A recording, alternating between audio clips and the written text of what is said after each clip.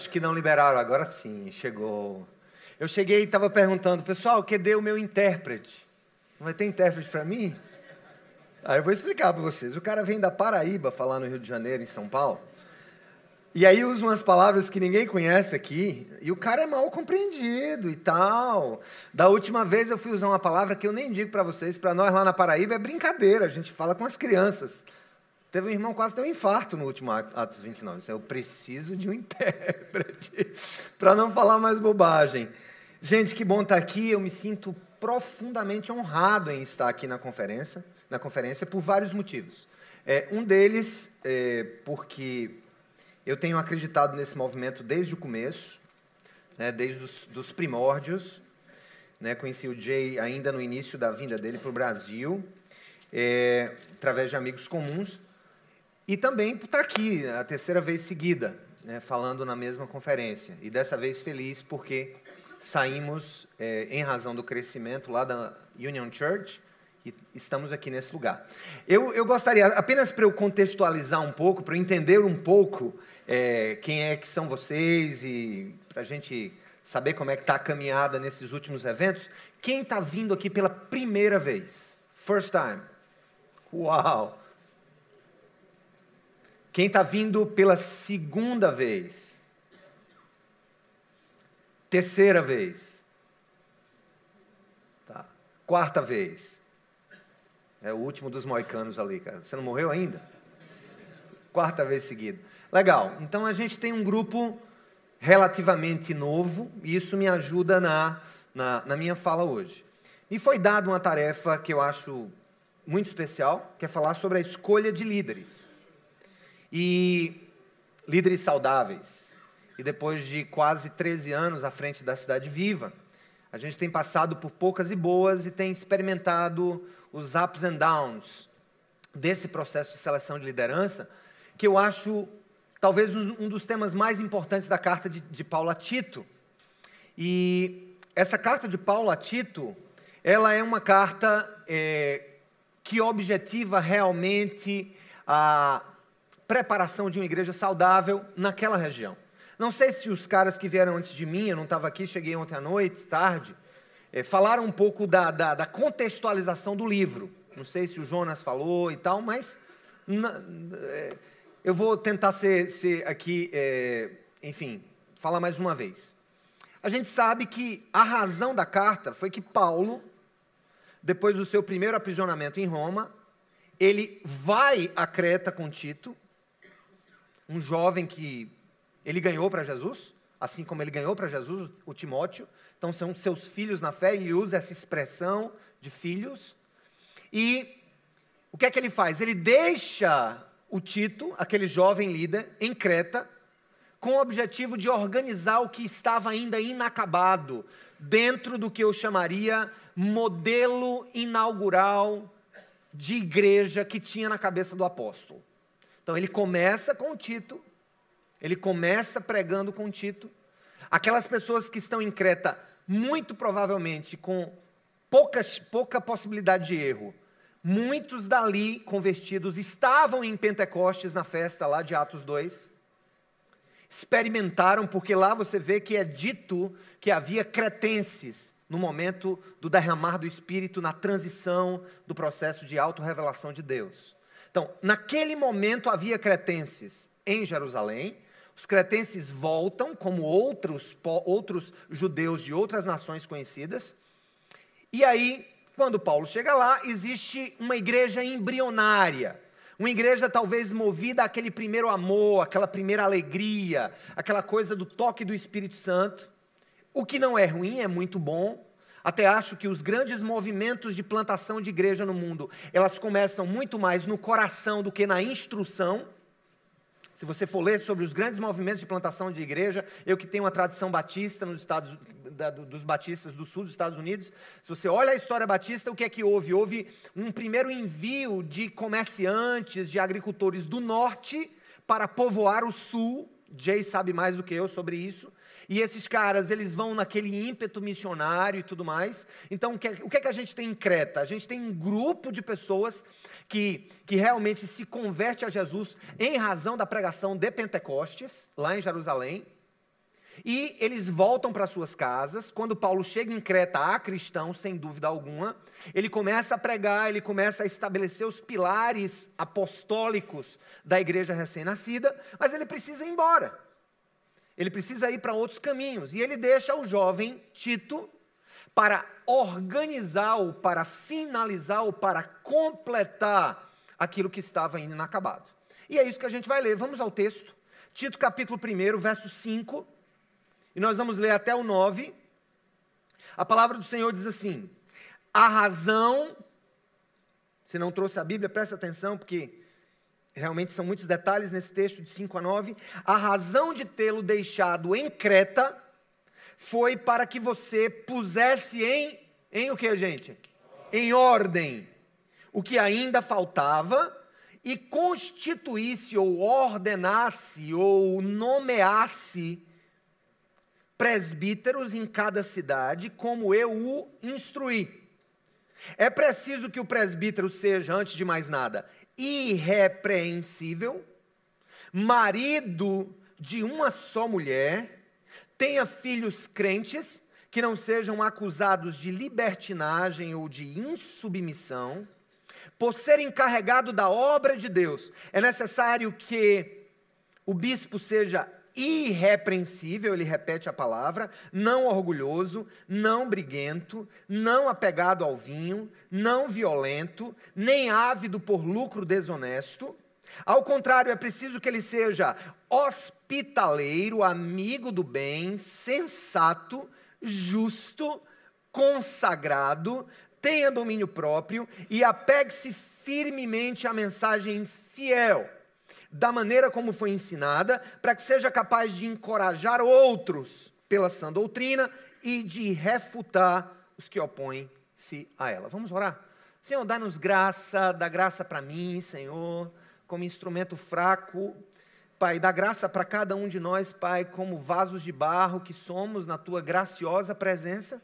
Senhor, que seja útil de alguma maneira, que essa palavra, Senhor, produza movimento e não apenas reflexão, que essa reflexão produza ação e não apenas idolatria discursiva. Eu te peço, Senhor, que nessa manhã o Teu nome seja exaltado e glorificado nesse lugar e que a Tua mão soberana nos guie aos Teus caminhos perfeitos. Dai-nos essa graça nessa manhã, mais uma vez, te pedimos, Pai, no nome de Jesus. Amém. Pessoal, escolha de líder. E aí eu faço uma pergunta: liderança, um mal necessário? Eu tenho que começar com essa pergunta. Liderança é um mal necessário? Ou seja, alguém precisa estar sobre alguém ou liderando alguém em razão da dimensão caída que a gente vive? Será que a liderança é fruto da queda? Será que a liderança do homem sobre a esposa, do homem sobre os filhos, a liderança do pastor sobre a igreja, isso é fruto ou subproduto de um mundo caído?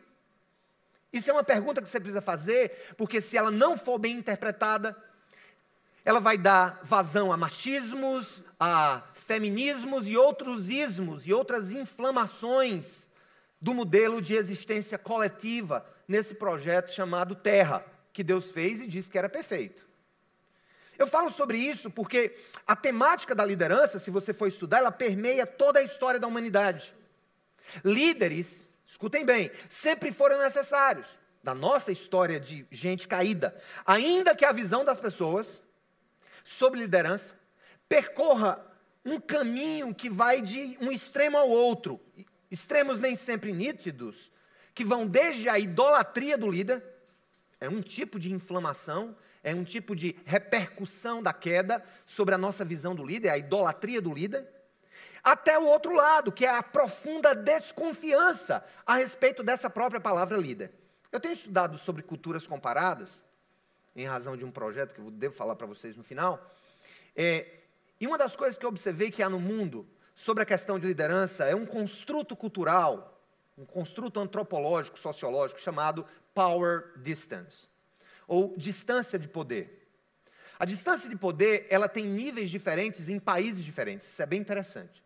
O Brasil, por exemplo, tem uma distância de poder muito grande.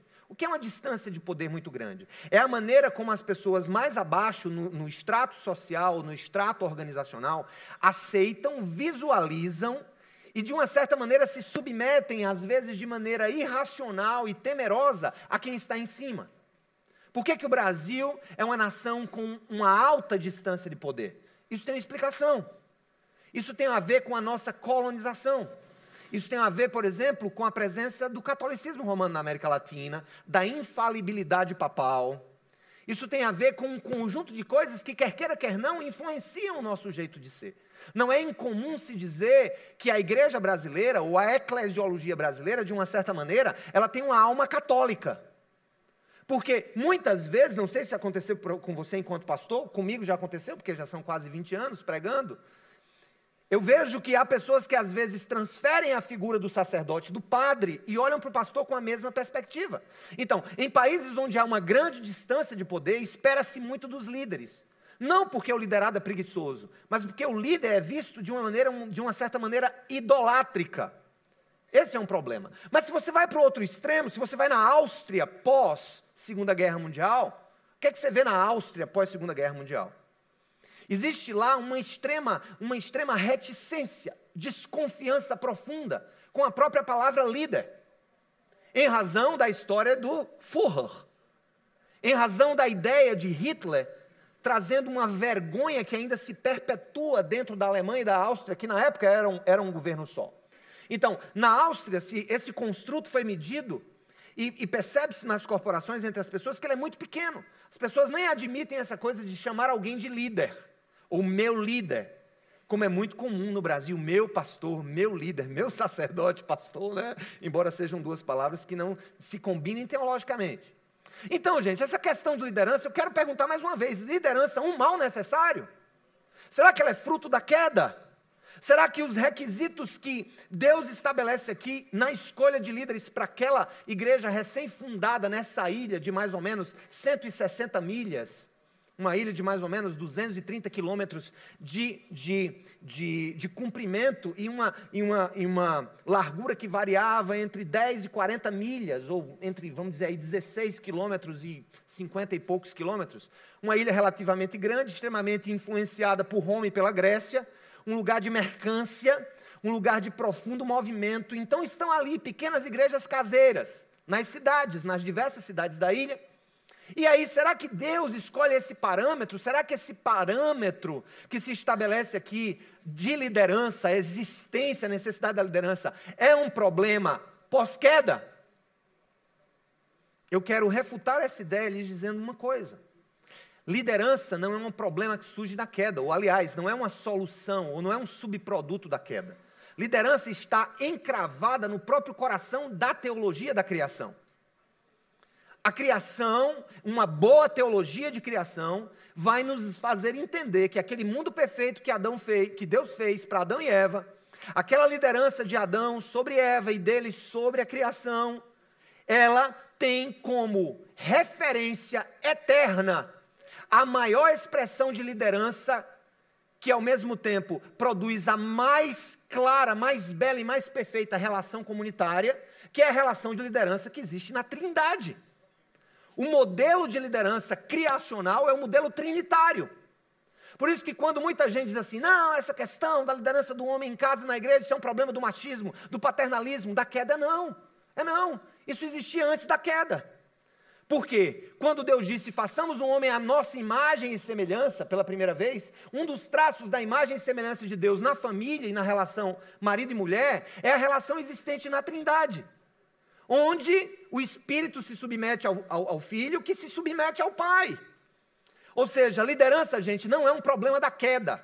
Liderança não é um mal necessário. Liderança está no DNA primeiro próprio de uma criação que Deus disse que era o quê? Boa, perfeita. Precisamos ter então uma visão mais apurada de uma liderança sobre esse critério. E o que é que Jesus fez, gente?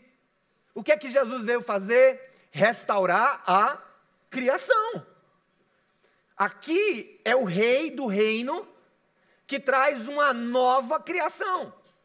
O que é velho se faz novo. Aqui, o projeto de redenção também está muito claro a partir da própria natureza do tipo de liderança que Jesus escolhe. Bem, não sei a razão pela qual, nesse texto que nós acabamos de ler, em que Paulo diz, marido de uma só mulher, filhos crentes, acusados de insubmissão ou de uma vida dissoluta, que não ama lucro desonesto, não é ávido por lucro, que é moderado, que é sensato, que é consagrado. Gente, eu vou dizer uma coisa para você. Eu fui pregar numa igreja, não vou dizer o estado aqui para não levantar dúvidas ou especulações, mas aquela igreja estava em fase de sucessão pastoral, uma igreja antiga. E aí eles disseram, pastor, você não quer ser pastor dessa igreja? Eu fui pregar e disse, não, Deus me livre, guarde. Quero nada. Deus me livre. Rapaz, é mais fácil fazer o povo continuar vivendo do que ressuscitar defunto. Essa igreja está morta. Uma igreja extremamente, digamos, institucionalizada e tudo mais. E eu disse, mas me diga uma coisa, qual é o critério que vocês estão escolhendo para ter um pastor nessa igreja? Deixa eu saber do critério. Não, tem que ter mais de 40, entre 40 e 45 anos. Você tem quase 45, então você tem 44. Né? O cara tem que ter pelo menos mestrado, preferencialmente doutorado, ter 15 anos de experiência pastoral. Eu digo, cara, é um CEO. É um CEO. Esse cara, se ele existir, ele vai estar trabalhando na Siemens ou na Coca-Cola, não nesse lugar.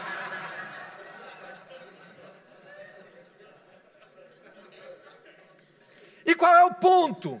Nós não vemos nos requisitos paulinos de liderança quase nada sobre performance. Nós não vemos nesse texto quase nada sobre habilidades ou sobre carismas do Espírito Santo sobre a vida do cara. No sentido de dons ou não, é um cara que pregue bem e tal, é um cara que esteja pronto para ensinar grandes multidões e que ele, se possível, cante e a mulher toque piano na igreja.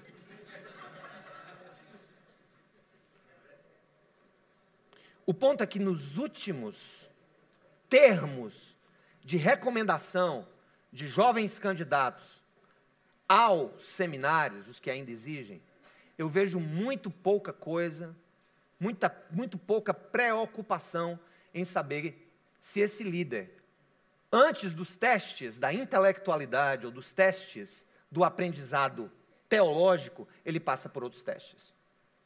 Eu quero dizer para vocês aqui que entendo, humildemente, que Paulo está falando aqui que o líder cristão, ou líder de líderes, ou presbítero, ou bispo, a propósito, se você ainda confunde isso na sua cabeça, há quase que uma unanimidade na academia, uma unanimidade nos grandes expositores das Escrituras, que a palavra episcopos, presbítero e pastor, ou bispo, presbítero e pastor na Bíblia, não tem absolutamente uma ordem de hierarquia. Nós criamos isso. O taxista que me pegou no aeroporto ontem, ele disse, eu sou da igreja tal. Ah, beleza, você é o que agora? O que você faz? Não, eu sou diácono.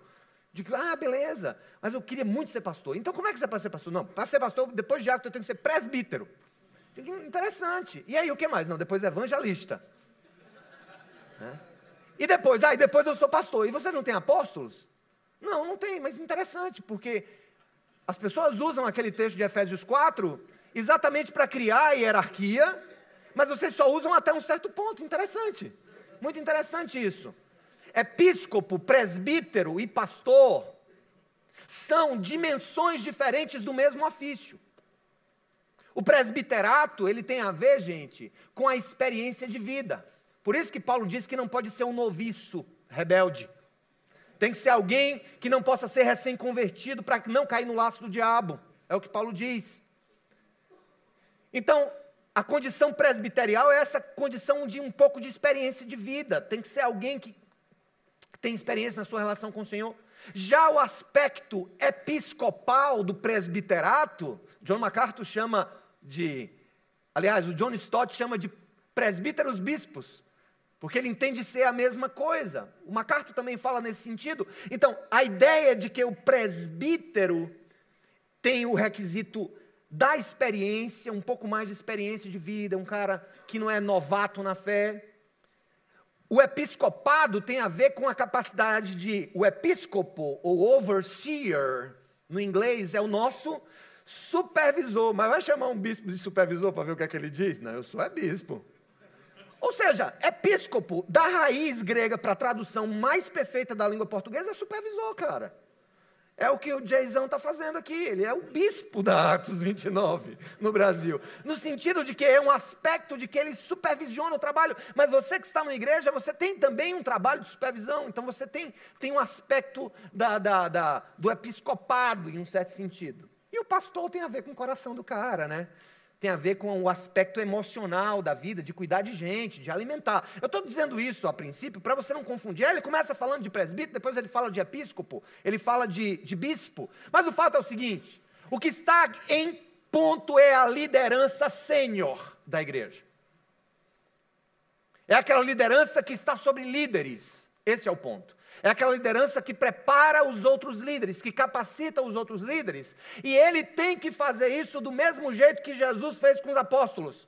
Por um modelo de vida que alguns psicólogos do comportamento chamam de modelagem. Liderança aqui é alguém que seja capaz de modelar condutas. Não necessariamente de expor bem a Escritura, embora isso esteja em um dos testes sobre os quais eu vou falar. A modelagem, o ser como Jesus, foi o projeto de discipulado de Jesus para os apóstolos. O ser como Paulo foi o projeto do apóstolo com autoridade apostólica para a vida de Timóteo e Tito e outros jovens líderes. E o que Timóteo e Tito precisavam ser, e que Paulo sabia que já eram, senão não os tinha escolhido como ali companheiros da fundação daquelas igrejas, é que eles fossem também modelados na vida daqueles líderes da liderança sênior. Primeiro ponto que eu quero falar para você, gente, é o seguinte. A liderança bíblica saudável, ela é múltipla. Para que não corremos o mesmo cuidado que Jesus tem com a igreja. Isso está em algum lugar, né? Na revista Marvel.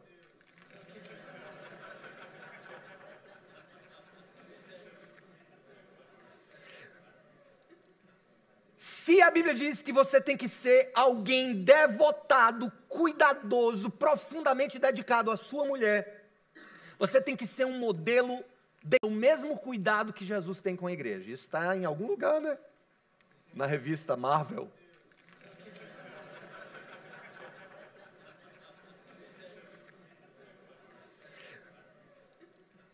Se a Bíblia diz que você tem que ser alguém devotado, cuidadoso, profundamente dedicado à sua mulher, você tem que ser um modelo de Cristo para sua esposa. Um modelo de Cristo, que ela veja Jesus em você. Gente, não tem outra coisa. Não dá para relativizar isso não, viu, brother? É isso mesmo que a Bíblia quer dizer. Não dá para deixar a coisa reduzida, não. É isso. Se a sua mulher, meu brother, não olhar para você e ver atos, coração e posturas de Jesus, você está em falha para ocupar essa posição. Desculpe, você pode ser queridão da igreja, a juventude, yes! Os adolescentes, ei pastor, qual é a boa? Aí você diz, você não sei, lê a Bíblia, que é boa e tal. Você é aquele bonachão que todo mundo gosta.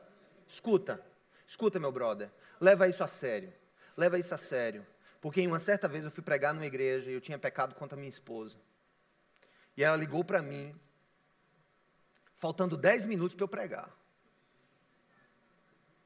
eu soube que você fez isso comigo, eu disse, meu amor, peço perdão a você, peço perdão ao Senhor, e lhe digo, se você entender que eu não tenho dignidade para pregar, eu vou dizer agora em um pastor, pedir para o cantor continuar cantando aqui mais umas 5 músicas, chamar o resgate, para me resgatar.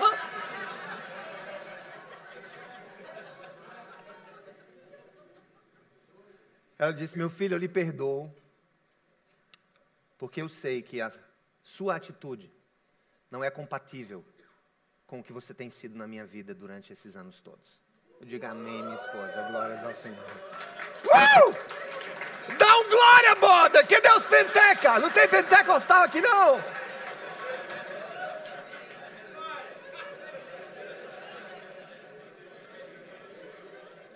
Escuta! Você tem que passar no teste da casa.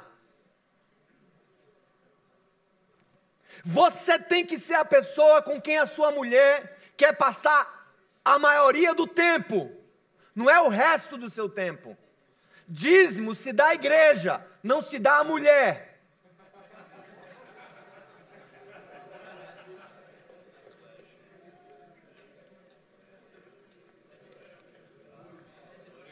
Aí toda vez eu digo assim, quando eu chego, tem jumento lá na Paraíba, andando na rua. Senão o único que tem lá viajou para o Rio, para a Conferência Atos 29, falar para uns amigos.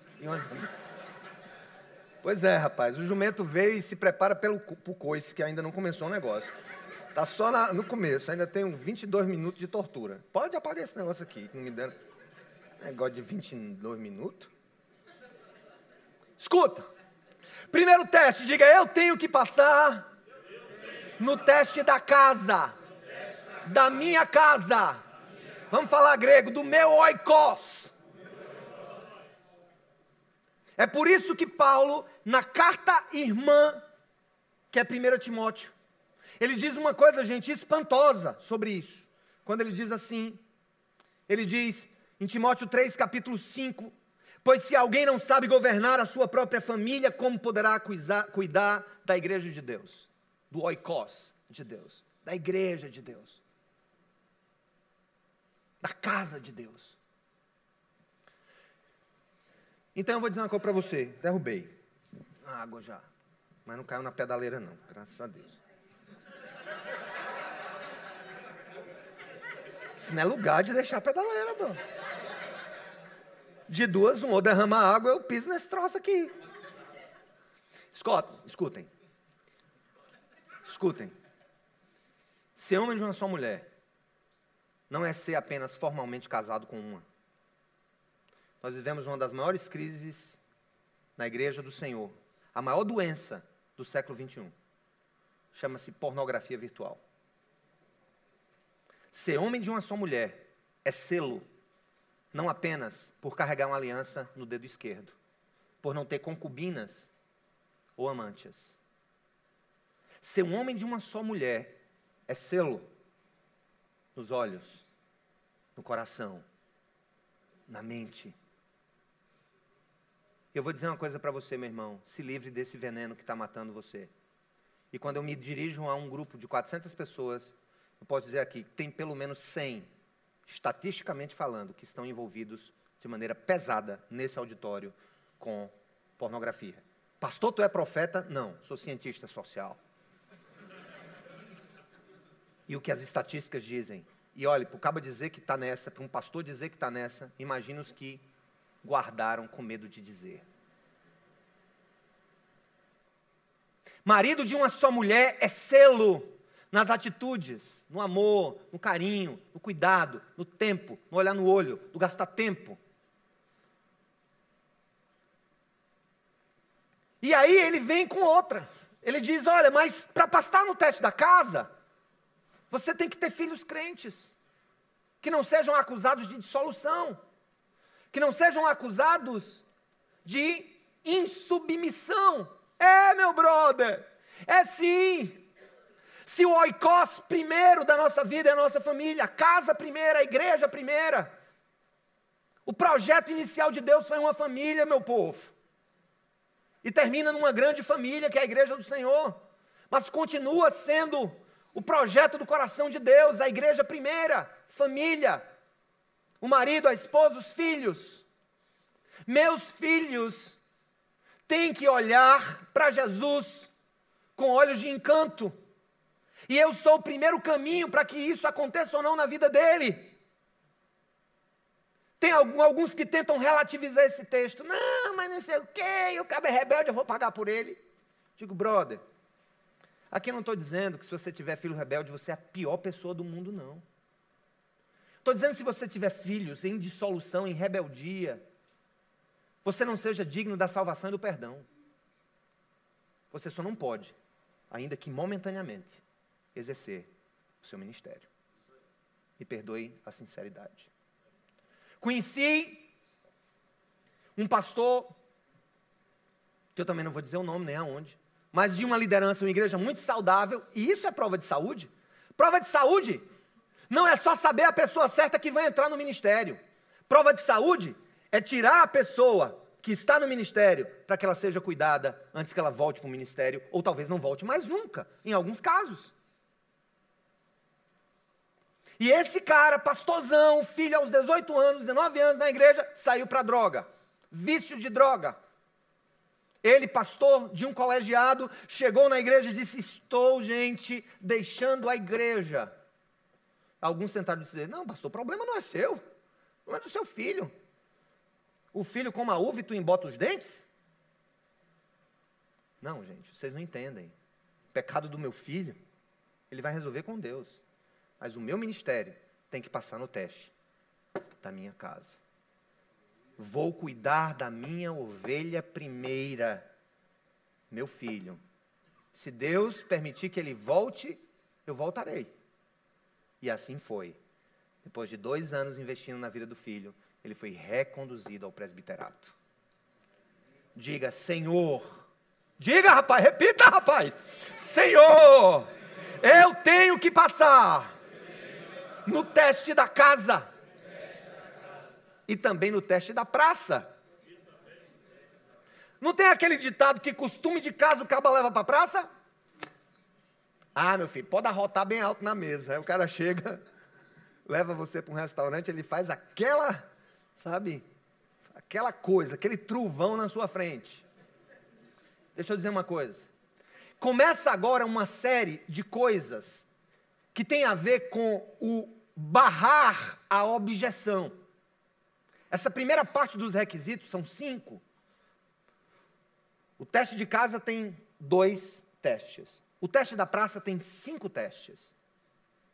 O teste da graça tem 6 testes. Daqui a pouco você vai... Será que vai dar tempo de chegar ou fica para os 29 do ano que vem?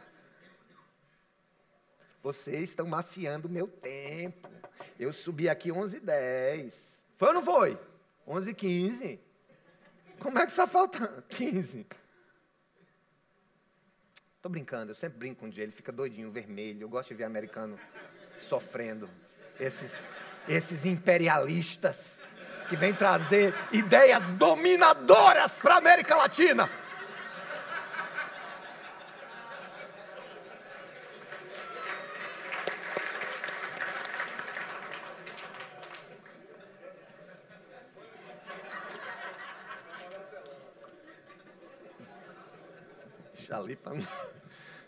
Teste da praça. Aí Paulo começa a falar da chamada irrepreensibilidade. Above reproach. Alguém que, o sentido de irrepreensível para a liderança sênior de uma igreja e, consequentemente, tudo que ela vai modelar nos seus líderes, é alguém que não pode ser acusado de maneira válida. Alguns pegam esse texto e dizem assim: mas fulano foi acusado. Não, peraí. Acusado. É uma pessoa que não ouve conselhos, esse é o sentido da palavra. Alguém obstinado. Alguém que, sabe, embica no rumo da venta e não tem quem pegue. Não tem quem consiga demovê-lo de suas ideias, não tem quem consiga, sabe, é alguém que é conhecido como orgulhoso, obstinado, que não ouve críticas, que não é capaz de mudar pensamentos. Isso é um obstáculo, gente, para você na cidade. Porque o ofício da igreja é um ofício público, bote isso na sua cabeça. Uma vez eu ouvi uma coisa, gente, que me impressionou, não sei se vocês já ouviram. Você, pastor, não é pastor apenas da sua igreja. Deus o coloca como pastor do seu bairro. Você é pastor de ateus e agnósticos, ainda que eles não gostem de você. O nosso exercício ministerial de liderança, ele tem que ser visto na praça também, o que dizem na praça. Segunda coisa, não orgulhoso. Segundo, tem a ver com orgulho. Primeiro, tem a ver com temperamento. O que é que diz Paulo aqui, gente? Ele diz o seguinte: não orgulhoso e não briguento. Alguém de ânimo aguçado. O cara que se arreta, aí já é um termo meu, não sei se é palavrão, se arreta com tudo. É alguém que é temperamental, esquentado, irascível. Agora imagina, tu trabalha e tu está no seminário, aí tu está trabalhando, ou tu está na universidade. Tu faz confusão com tudo, brother. Cara, tu está no... o trabalho do grupo, não pode ser esse trabalho. Peraí. Esse cara Está plantando uma igreja ali? Isso é ele mesmo. Legal. Eu não sei o que é que ele tem de bom. Mas o fato é eu sei porque que eu já não vou lá. Porque eu não quero estar com uma pessoa com esse nível de temperamento. Temperamental, chatão. Faz confusão com tudo. Se avalia, cara. Agora, tenha a coragem de perguntar no teste da casa, porque eu vou dizer uma coisa para você. É provável que alguém seja irascível dentro de casa, que seja temperamental dentro de casa, não seja na rua por controle social. Mas é quase impossível um cara que dá piti na rua não dá com a esposa e com os filhos. É quase impossível. Pergunta. Se você tem cuidado redobrado. Ou nós temos uma relação de abstinência por escolha pessoal, tem alguns amigos meus que são abstêmios, eu também costumo não beber publicamente, nem vinho, por amor aos outros, pela lei seca agora, mais ainda.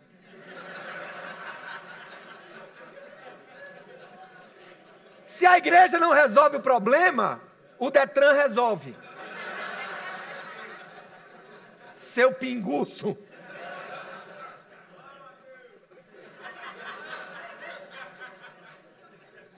Então nós temos aqui, qual é a minha relação com o álcool? Isso é muito importante, com qualquer vício, com qualquer coisa que me domine. Gente, nós temos ofícios públicos, as pessoas olham para nós. Não tem coisa que desqualifique mais um pastor do que alguém da cidade vê-lo embriagado. Ainda que você seja todo missional. Porque eu sou missional. Tá. Não é porque essa galera nova, né? Missional, cabelo grande, brinquinho, e pá, né, brother? Assim, sou missional, tô lá conversando com a galera, lá no Barra Shopping, tomando uma e tal. Cuidado com a lei seca, cuidado para não tropeçar na mesa. Porque o ponto que Paulo está dizendo é que a nossa relação com o temperamento, com o orgulho e com o álcool é uma relação problemática. É interessante que ele trata aqui, gente, as coisas principais com as quais a gente lida. Com o nosso temperamento, com o nosso orgulho, com a nossa relação com a bebida, né? Com a nossa relação com o poder, porque o orgulho tem a ver com isso, com a nossa relação com o sexo oposto, marido de uma mulher só, os grandes gigantes continuam sendo a mesma coisa. O que é que derruba mais o homem? Poder, sexo e dinheiro, não é não? Mesma estratégia do nojento rabugento, desde sempre. Ele está derrubando pessoas ainda hoje. E mais uma, por álcool, por drogas. O teste da praça é o teste para que eu não seja impedimento. E aí, vamos lá.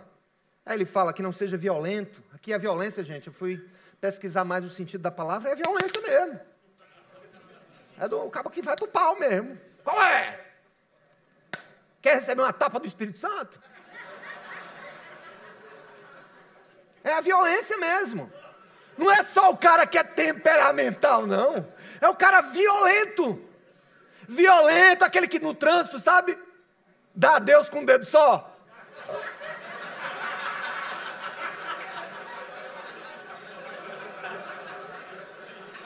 É desse que ele está falando. É da violência verbal, é da violência de gesto, é da violência, sabe, de ir pro pau mesmo, de brigar. Cara, eu vou dizer uma coisa para você, viu? Se duas coisas, uma coisa boa esse negócio do que está acontecendo no Brasil, uma coisa boa, Jay, que eu estou achando que é muito boa, está mostrando quão violenta a igreja evangélica é.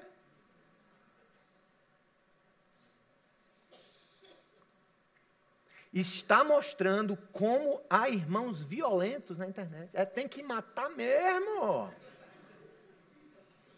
Tem que meter o pau nesse povo que fica ali, fechando estrada e tal.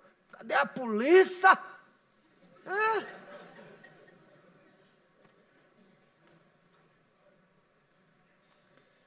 A propósito disso, eu acho que você tem que ter muito cuidado sobre o que você fala nesse momento tão complicado do Brasil, viu? Tome cuidado, se você é da esquerda ou da direita, tome cuidado para não estar defendendo bandido particular, viu? De um lado ou do outro, bandido próprio, de estimação, ou modelos, tenha muito cuidado. Até porque você já deve saber, né, que nenhuma dessas categorias econômicas responde aos anseios do Evangelho de Jesus. Vamos passar pelo outro teste? teste do tempo. O teste da graça. Essa parte o Jay vai gostar. Tu vai ver, Jay. Tu vai gostar, tu vai dar um salto americanófilo aí. Vamos lá, eu preciso passar. Eu preciso passar no teste da casa. No teste da praça. E agora no teste da graça. Se o que se disse antes por Paulo são condições negativas que devem ser evitadas, observe que é não isso, não briguento, não violento. Agora ele vai para um aspecto mais positivo, proativo. Ele deixa de dizer assim, você não pode fazer isso, você não deve fazer isso, e agora ele diz assim, então você agora deve fazer isso. Você não só, porque tem gente que se contenta com o teste da praça. Conheço muito pastor, que é marido de uma só mulher, os filhos, é um cara assim que é respeitado lá fora, não é briguento e tal. Mas é um cara chato. Sabe aquela pessoa que ninguém quer estar com ele? Porque ele não cheira a Jesus no aspecto da graça. Ele é chato. Ele é o intelectual. Ele é o calvinista. Ele é o puritano. Ele anda com Richard Baxter debaixo do braço. Do outro Spurgeon. Ele é maravilhoso. Ele ama a esposa. Ele ama todo mundo. A cidade gosta dele no sentido... Não é que a cidade gosta dele. A cidade não tem o que falar dele. Ou seja, ele é above reproach. Ele é irrepreensível porque ele não está realizando nada que de maneira negativa impeça o avanço do evangelho. Mas aqui vem o teste da graça, que eu chamaria de teste da missionalidade. Ele gostou. Primeiro é o teste da família, depois vem o teste da praça, agora vem o teste da graça. E ele começa dizendo assim, este cara tem que ser hospitaleiro. A gente ouve essa palavra, fala, hospitaleiro e tal. Eu não gosto muito de enganar, o grego, não sei o quê, acaba fica, né?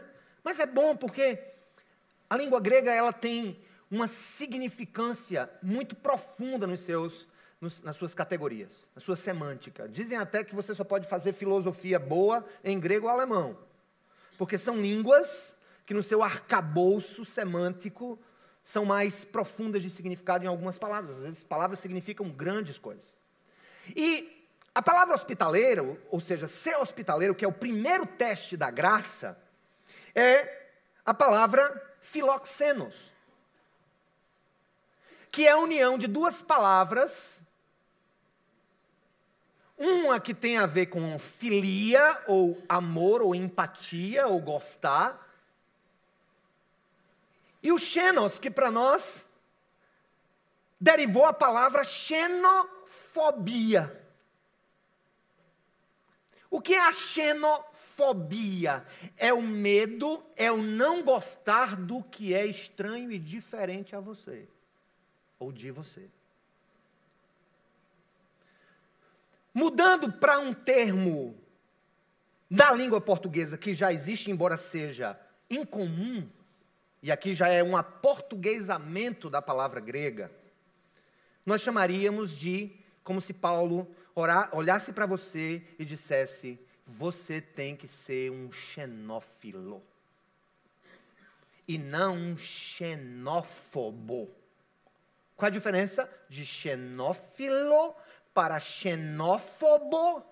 É que se um é amigo, gosta, se dá bem, deixa que o estranho, o estrangeiro, o diferente, se sinta bem ao seu lado, o xenófobo, Jay sabe o que eu vou dizer aqui, ele não vai ficar com raiva de mim, mas a gente tem que ter uma sinceridade contextual. As missões ocidentais, quando vieram para a América Latina e para a África, eles vieram com uma abordagem etnocêntrica, ou seja, a sua cultura é a cultura, e com traços de xenofobia. Quando os missionários chegaram em algumas tribos, o que era para eles o evangelismo? Não era só o cara dizer que aceitava Jesus, era quando ele pegava um índio, botava um paletó, uma gravata, uma Bíblia na mão, mandava uma foto para a missão, dizia, Ganhei para Jesus. Brincando nos Campos do Senhor, eu acho que Franco Zeffirelli, filme antigo que fala um pouco dessa dinâmica do etnocentrismo xenofóbico. E aí a gente pega a palavra hospitaleiro e diz, que beleza, o que é hospitalidade? É receber bem meus amigos em casa. Receber as ovelhas, né? Tem uma sopinha na casa do pastor, tem um pãozinho. Mas tinha um filme, um jogo, né? Flamengo e Vasco campeão, tal, vamos, né? Assim. Mas, gente, hospitalidade, gente, eu quero bater aqui, que esse aqui é o maior teste para uma missionalidade encarnacional. É você saber que o grande papel da liderança cristã é aproximar-se de quem é diferente. Eu gosto dessas conferências, gosto demais. Eu amo essas conferências. Acaba, fala, conversa, diz umas coisas bonitas, né? Me permitam usar um termo, tá, gente? Eu vou usar um termo respeitosamente. Há todo aquele orgasmo conceitual, intelectual, há todo aquele prazer em torno de categorias que nos são muito conhecidas. Agora eu vou dizer mesmo, esse discursinho aqui na universidade, me perdoe, ele não vai chegar. Eu amo os puritanos, amo a ortodoxia, sou expositor da Bíblia, mas eu vou dizer, o eureka da minha vida foi aprender a cada dia a ser um xenófilo de carteirinha. Falar na categoria que o outro entende, não na que eu domino. Quando você só fala na categoria conceitual que você domina, você é xenófobo. E o problema da igreja reformada no Brasil não é teologia. É xenofilia que ela não tem.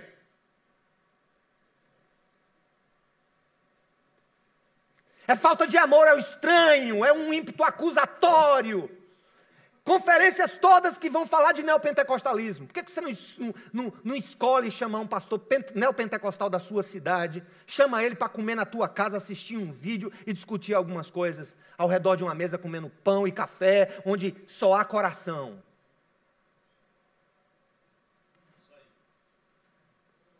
O nosso problema, e da igreja americana também, Jay sabe, o movimento missional do Atos 29 e outras redes de plantação de igreja está tentando recapturar com ortodoxia a xenofilia, a hospitalidade que foi perdida. Em um tempo, gente, que não se precisava ser xenófilo ou amigo do estrangeiro, porque o ocidente cristão pensava com as mesmas categorias cristãs. Você acha que Calvino teve problema, gente, de lutar contra agnosticismo? Você acha que Calvino teve grandes problemas de lutar contra macumba, candomblé, o que é que seja? Não. Ele pegou uma Genebra, uma Europa, que foi construída em cima das bases conceituais do cristianismo. Ele apenas tinha que convencer, a partir da Escritura, aquilo que categoricamente já tinha na cabeça e no coração das pessoas. Não é esse o mundo que você vive. Welcome to the chaos.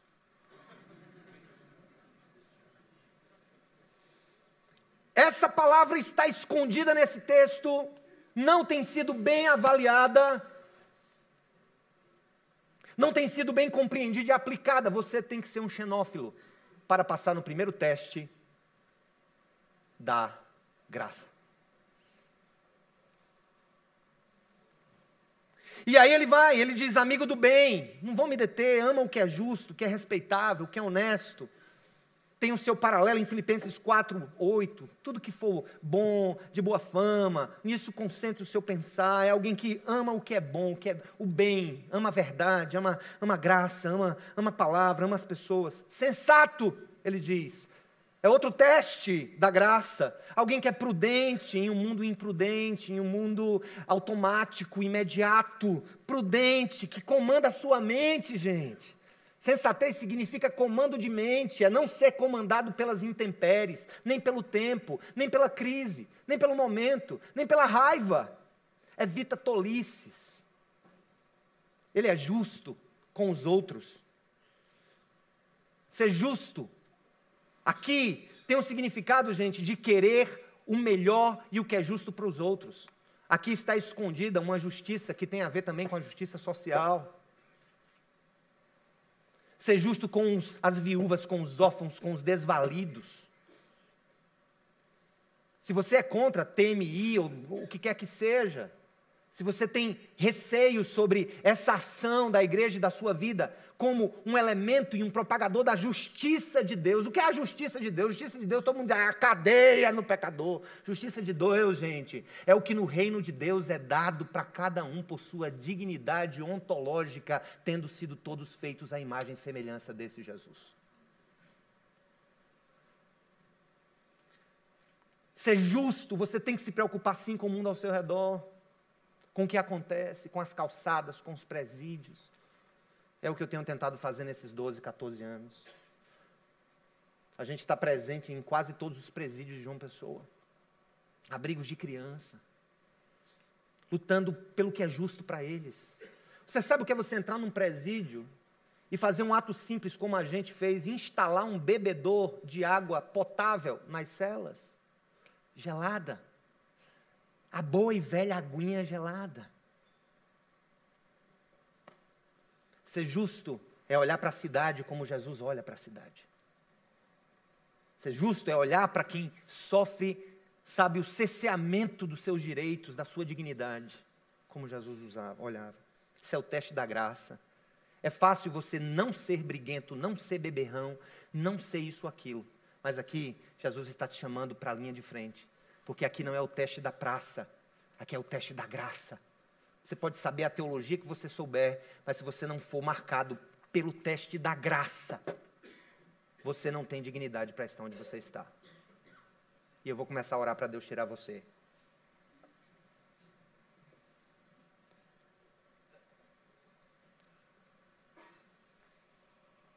Consagrado, santo, devotado a Deus, obediente ao Senhor, separado, não é perfeito. Aqui não tem um sentido de santidade perfeita, a santidade de Cristo, ou o que Cristo é sem mácula, esse termo sem mácula que é dito a Jesus, sobre Jesus, e escatologicamente se referindo ao futuro, ao devir da igreja. Mas que não se aplica a mim, eu não sou sem mácula, você não é sem mácula. Jesus é sem mácula e a sua noiva será apresentada sem mácula no último dia. Mas ser aqui, consagrado, devotado, obediente, separado. E ele conclui e diz, tenha domínio próprio. Pessoal, diga assim, vamos fazer agora perguntas inquisitórias. Diga assim, Senhor, eu tenho passado no teste da casa, no teste da praça, no teste da graça? Se sim, Senhor, me aprova no teste da cátedra. Cátedra, ex-cátedra, da cadeira, onde se fala com autoridade. Vou falar sobre autoridade amanhã de manhã. Falar e viver com a autoridade da palavra. É o que Paulo encerra, gente, é a última coisa. É 1/14 dos testes. São 14 testes. 2 em casa, mulher e filho. 5 diante do mundo na praça, 7, né, ao todo. 6 testes da graça, dá quanto? Perdi. 13. E só um teste da cátedra. É o último. Infelizmente é o que a gente tende a valorizar mais, né, gente? Porque dá ibope falar bonito, expor o texto, citar Piper, citar Tim Keller. Esse é o teste da cátedra. Eu não o desvalorizo, eu o amo. Estou continuamente estudando teologia formalmente há 14 anos. Graduação, mestrado, doutorado. Amo a cátedra, amo ensinar, amo a pesquisa. Mas será que Paulo deixou isso por último? Eu vejo uma progressão no pensamento paulino. Você tem que começar em casa, o seu ministério. Depois ele passa para a rua. Depois ele passa por tua semelhança com Jesus. Aí depois ele diz, verso 9, apegue-se firmemente à mensagem fiel. da maneira como foi ensinada, para que seja capaz de encorajar outros pela sã doutrina e de refutar os que se opõem a ela. O teste da cátedra você passa fazendo o servo de Cristo. Indo para a conferência, lendo bons livros, vendo bons pregadores. Você pode ser um macaquinho imitador, o pai pezinho da Baixada Fluminense.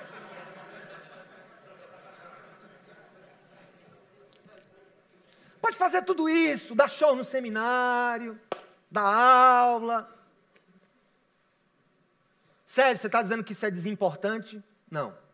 Estou dizendo que isso aqui é o instrumento que um homem de Deus vai usar, mas que um homem que não é de Deus pode usar também. Conhecimento se adquire. Verborragia se aprende. Técnica de oratória se ensina. Dominar a palavra da verdade, conhecer nos originais ou não, tratar o texto com responsabilidade, não é privilégio apenas de homens de Deus. Eu até diria. O que é? Alguém que domina a cátedra, mas não passa no teste da casa, da praça e da graça. O nome dele é Satanás.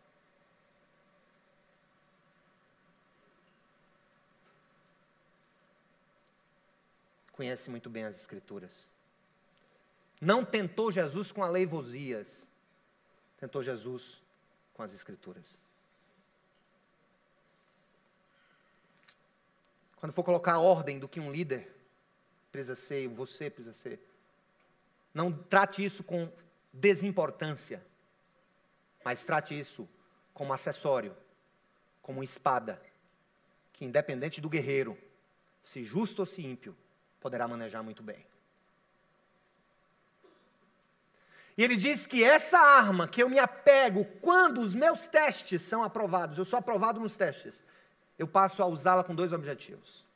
Eu encorajo aqueles que creem já, eu exorto, eu ando ao lado, mas ao mesmo tempo eu refuto os que se opõem. Gostei muito de uma palavra do Matt. Eu estava subindo no avião, estava vendo a palestra de vocês, lá nas longínquas terras de Paraíba State. Ele disse uma coisa muito interessante sobre a tarefa do apegar-se a essa palavra.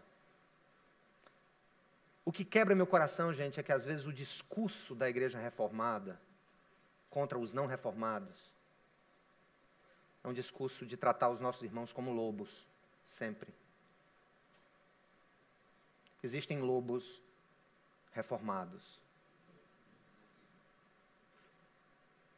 Assim como existem homens de Deus que podem ser convencidos em amor e chamados à sã doutrina do Senhor. Eu não gosto dos haters, dos que se assentam apenas para criticar o que as outras igrejas estão fazendo. Eu preferi me levantar e tomar café com aqueles que talvez não estejam no mesmo degrau da escada da cátedra que eu alcancei, mas que talvez estejam alguns quilômetros à frente de muitos que eu conheço no teste da casa, da praça e da graça. Deus abençoe vocês. Obrigado.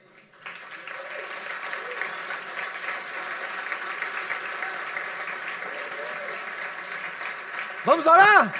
Vamos ficar de pé? Eu quero passar a palavra para o meu amigo João. Cadê o meu amigo João? Vai ter um vídeo antes. Vai ter? Vocês vão comendo um pedacinho do tempo de cada um. É um vídeo aqui e tal, né? Eu entendo. Gente, estou aqui em profundo temor, disse a minha mulher. Meu amor, vai ser uma das pregações mais complicadas que eu vou fazer na minha vida. Que eu vou bater e assoprar, queimar, tocar fogo e alisar ao mesmo tempo. Ore por mim, minha princesa. Ela está lá em jejum pela minha vida. Eu louvo a Deus pela vida dela. Teve um câncer em 2013 que quase a levou, né, mas está ativa e viva, ministrando para mulheres. Né, e ela está aqui em coração e em espírito. Ela não pôde vir comigo, porque está cuidando para a ida do Matt. Matt vai pregar lá na igreja. Aí um amigo meu, né, a gente disse, rapaz, tá ficando importante, o Matt vai pregar na tua igreja. Eu disse, não, ele que se banhe que vai pregar na minha igreja. Ele vai para Paraíba. Senhor meu Deus, louvado seja o teu nome pela vida desses irmãos e irmãs. Nós te adoramos, Jesus. Nosso coração, Pai, está em Ti. A gente quer ser queimado por essa linda palavra, pura, santa, verdadeira.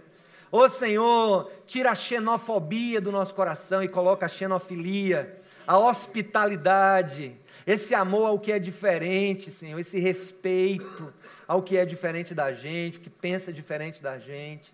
Senhor amado, nós consagramos a nossa vida e o nosso coração em Tuas mãos. Obrigado pelo privilégio de estarmos aqui. Amém.